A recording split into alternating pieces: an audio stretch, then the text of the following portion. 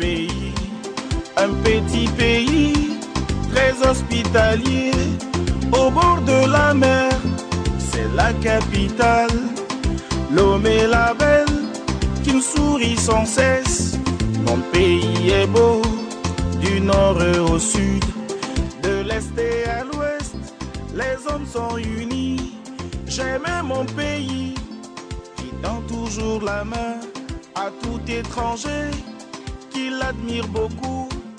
Depuis les Cabiais, les Évé, les Losso, Anaou, Moba, Côte-Coli, Bassar, nous sommes très liés par une grande histoire, celle de nos aïeux, qui ne cesse de nous dire, et toujours ensemble, même quoi qu'il arrive, on doit être unis pour l'éternité, on doit se pardonner, il faut tout oublier, on doit s'embrasser, donnons-nous la main.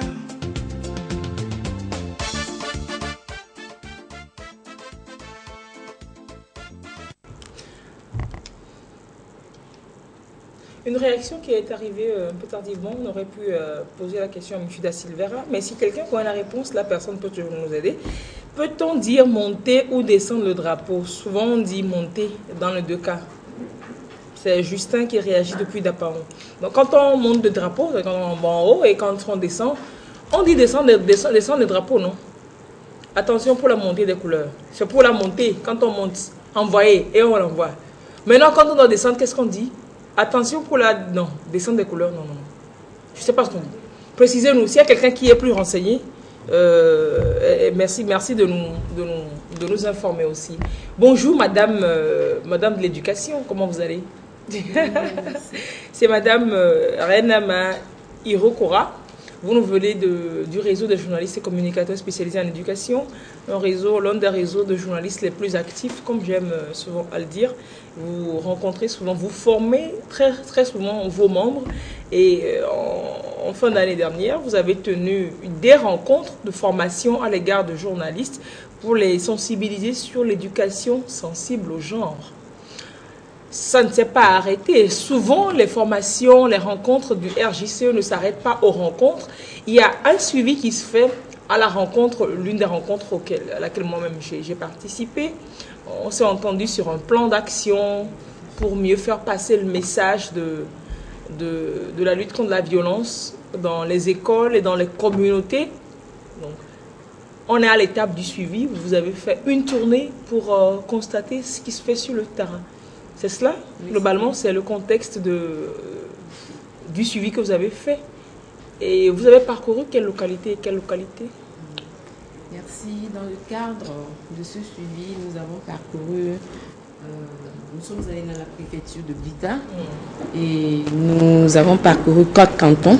Parce que lors de la formation, nous avons invité donc 4 comités cantonaux de développement, et à savoir le canton de Langabou, le canton de Pagalagar, de Blitagar et de Tchenchro dans la Délé. Donc, ce sont eux, c'est vers eux que nous sommes allés pour voir est-ce que vraiment ils suivent les plans d'action que nous avons ensemble rédigés lors de la formation et est-ce qu'ils ont fait les sensibilisations, quels sont les changements, quels sont les changements qui s'opèrent. Alors, par rapport au plan d'action, est-ce qu'on peut rappeler globalement ce à quoi se sont engagés les hommes de médias et les leaders de communauté dans leur milieu? Qu'est-ce qu'ils se sont décidés à faire pour contribuer à une éducation sensible au genre? Effectivement, comme je le disais, vous savez, on ne pouvait pas inviter tout le monde pour la formation. Donc, ceux qu'on a invités ont donc à charge de pouvoir restituer ce qu'ils ont appris à la formation, les acquis de la formation à leur communauté, de faire des sensibilisations pour que l'éducation non violente soit connue dans tous leurs milieux, dans les cantons, dans tous leurs milieux. Donc, c'est ce qu'ils ont à faire. Ils ont également à accompagner les parents, puisque nous parlons surtout des comités cantonaux de développement, accompagner les parents dans la nouvelle méthode d'éducation. C'est cela. Donc, ils se sont engagés. Donc, bon, je pense qu'on va encore faire une petite précision. Éducation sensible au genre. c'est-à-dire une éducation qui ne tient pas forcément compte du garçon ou de la fille ou alors du handicapé, mais une éducation qui est destinée à l'individu, à l'être humain et qui est faite dans le respect de l'être humain. Tout à fait. C'est ça? C'est bien ça. Donc, pas de violence. Pas de violence à l'endroit ni des filles, ni des garçons, ni des personnes handicapées ou qui que ce soit. Oui. Donc, les gens se sont engagés, les journalistes, eux, à produire des émissions, c'est ça? Oui, c'est bien ça. Nous sommes allés dans Blita, il n'y a que la radio Étincelle qui est dans Blita. Ils ont animé 3 émissions. Donc, on a copié les CD de ces émissions. C'est donc les journalistes qui ont participé, ils ont effectivement sur le terrain commencé par faire des productions. Oui. Et les communautés? On fait la restitution, comme je le disais. Donc, comment ça s'est fait? Qu'est-ce que vous avez constaté qu'ils ont fait? Ils ont fait des rencontres? Tout à fait. Lorsqu'ils sont allés, il y a les chefs des cantons qui ont témoigné, qui ont renchéri qu'effectivement, ils ont fait la restitution dans leur palais, puisque vous savez que dans les communautés, c'est chez les chefs cantons qu'on se retrouve souvent. Donc, ils ont fait la restitution au niveau de leur canton et ils ont également fait des sensibilisations. Je peux dire que la sensibilisation a été de façon diverse parce que à Tchentro, par exemple, dans la Délai, ils nous ont dit qu'ils ont fait même des sensibilisations de porte à porte. Alors que dans Blita, on nous a dit que la mobilisation sociale est difficile.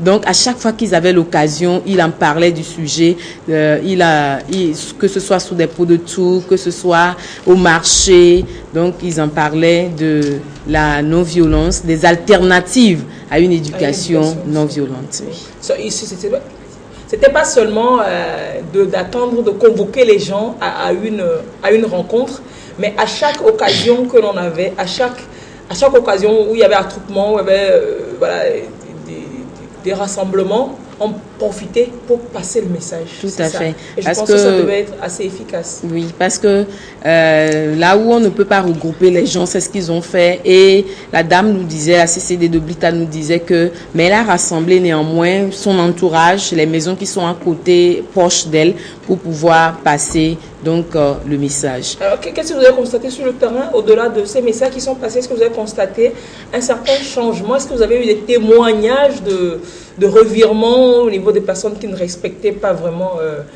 autrui, qui ne respectaient pas les filles, qui éduquaient autrement? Est-ce que vous avez constaté effectivement des changements sur le terrain? Oui, à part les restitutions, les sensibilisations, je dirais que nous avons recueilli des témoignages. Il y a des gens qui nous ont donné des témoignages. Par exemple, à Blita, la dame nous disait que quand elle était allée à la formation à Sokodé, il y avait un feuilleton qui était passé sur la TVT il y a quelques années, Yontaba. Donc, on avait extrait une partie de l'émission Yontaba où on a animé une émission. Monsieur Marcel a animé une émission. Oui, tout à fait. Donc, cette séquence a servi de débat lors de la formation. Elle s'est dit que lorsqu'on a joué cette séquence, elle s'est sentie indexée. Elle se dit que, tiens, mais c'est ce que je fais avec mes filles. Elle a 2 filles. Donc, elle dit qu'elle enfermait ses filles dans la chambre très tôt le matin. Quand elles font des bêtises, elle les frappait, elle les insultait. Mais surtout, elle les humiliait beaucoup parce qu'elle vendait du tchouk. Donc, elle attendait que les gens soient nombreux dans la maison. Pour les insulter, pour les humilier. Donc, le jour-là, elle s'est sentie indexée. On dirait que c'est carrément son histoire. Oui, parce que l'extrait de Yontaba qui sert de support pédagogique, effectivement, vous l'avez vu? Ça, je l'ai vu. Voilà. C'est autour d'un pot de tchouk. C'est une dame qui vendait du tchouk, effectivement, qui a des clients qui étaient là et qui avait un peu agressé une jeune fille qui, à bout de souffle aussi, avait réagi, pas à bout de souffle, mais bon, elle avait réagi pas très poliment. Donc, c'était un débat qui avait lieu. Et donc, la femme s'est retrouvée complètement dans c'est ce qu'elle nous a dit. Et quand elle est revenue, elle a rassemblé ses filles. Et elle a demandé pardon à ses filles. Elle a passé le DVD. Ensemble, ils ont suivi. Et c'est comme ça que... Mais après son témoignage qu'elle a changé, elle n'humilie plus les enfants. Surtout les filles, elle a compris que ce n'est pas du tout une bonne chose. Mais après, on a pris aussi les enfants parce qu'il faut trianguler les informations. Ce n'est pas parce que papa ou maman nous a dit que c'est comme ça, on l'accepte tout droit. Donc, on a pris un peu les enfants de façon apartée et on leur a également administré des questions pour voir si vraiment vraiment ce que les parents nous disent sont vrais. Donc, elle aussi, elle a confirmé qu'effectivement, leur maman, elle vivait avec elle comme si elles étaient en confiage, comme si elles étaient des étrangers. Avant. Tout à fait, avant. Mais maintenant que ça va, elle discute avec maman, elle ne les humilie surtout plus. Ça, elle a compris la leçon.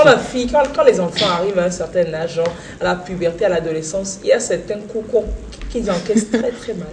Surtout attendre qu'il y ait une foule et que vous l'humiliez, que vous lui dites des choses dans l'intention de lui faire mal, de l'humilier, ça porte plutôt ça fait l'effet contraire. Ça redresse pas l'enfant, mais l'enfant se braque beaucoup plus. Effectivement, c'est un témoignage. C'est une parenthèse pour dire que les feuilletons et autres que nous suivons, on peut tirer de bonnes leçons là-dedans. C'était un témoignage, et d'autres témoignages encore. Oui, il y a par exemple dans l'Angabou, le monsieur nous disait que lui, avant, il donnait des ordres. Ce sont les termes qu'il a utilisés. Il donnait des ordres et sa femme et ses enfants exécutaient. Mais après, lors de la formation, on leur a demandé, est-ce que vous saluez vos enfants? Il s'est dit, quoi? Saluer les enfants? Moi, papa, allez saluer mon enfant. Donc après, il s'est dit que non, que vraiment, il était en erreur. Et au retour, maintenant, il ne prend plus de décisions arbitraires, mais il discute avec sa femme et les enfants sont contents. Et une de ses filles qui a 11 ans m'a dit qu'il y a une fois elle était allée en retard au champ. Papa ne m'a pas tapé, mais il m'a dit que la prochaine fois que je répète ça, je vais faire 2 fois le travail que je devais faire. Donc, elle était contente parce qu'on n'a pas tapé, c'est ça. Donc, les alternatives à une éducation non violente, c'est ça. On n'est pas obligé de taper l'enfant pour qu'il comprenne, mais il faut savoir comment faire, comment aller. Tout à fait. Et les enfants, ils ressentent ça. Ils sentent le changement et puis ils aiment bien quand c'est comme ça. Tu vois, la prochaine fois, l'enfant sera plus en retard. Papa l'a pas tapé, mais papa lui a dit, quand tu seras en retard prochainement, tu feras 2 fois le du travail. C'est l'implication des enfants. Comme quoi, on peut toujours éduquer les enfants sans les violenter, sans les insulter, sans les humilier, sans les taper. Il y a toujours une façon de faire.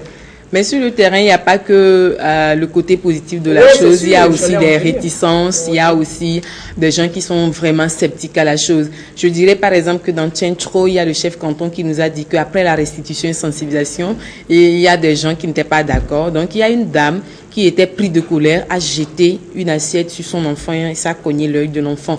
Donc elle a été dénoncée. Oui, bien sûr. Elle a été dénoncée par la communauté.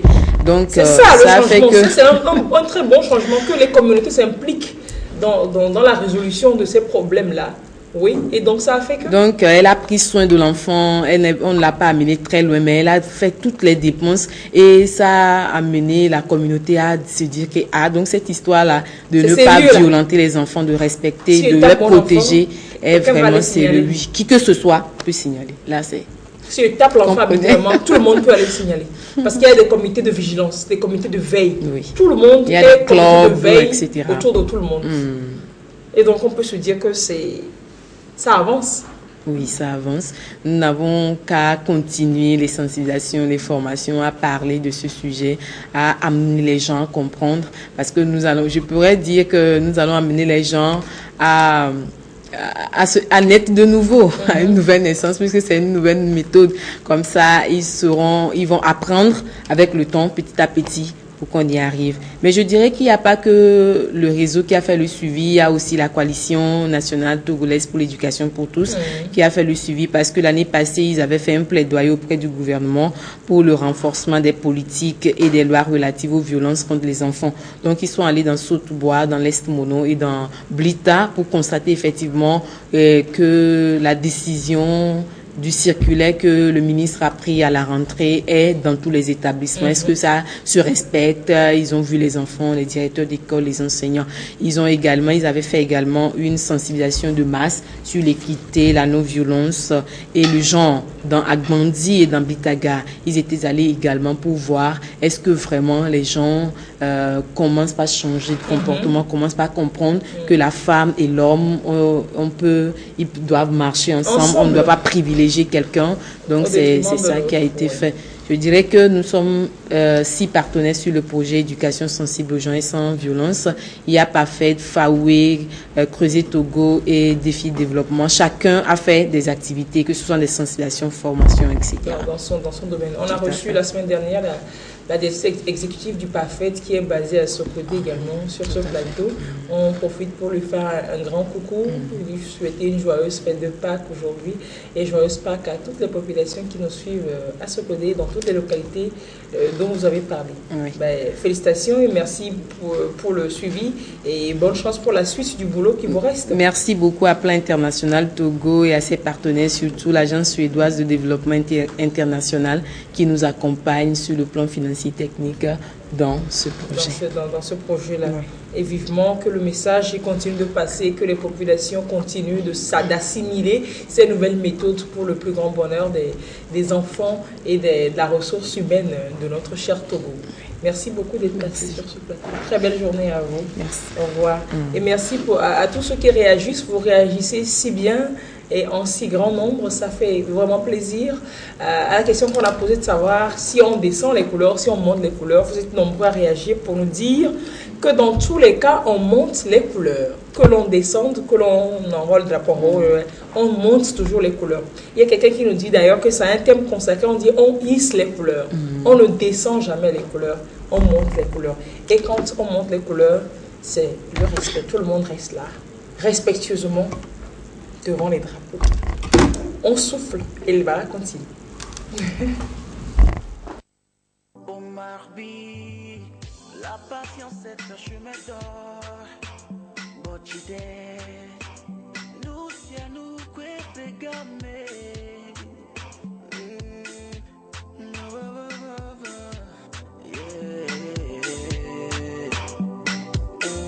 Nous codia, nous agbe ale codia, voix anya benuniele, kingwe et nous voile, aya kole dwa muni, fia besepo, tovia diko, pede kaula do azonko, et nous nyona menti, mi la fuanti, do di bochidi, nous si a nous kwebe kame, agbe, dagbe, niabio.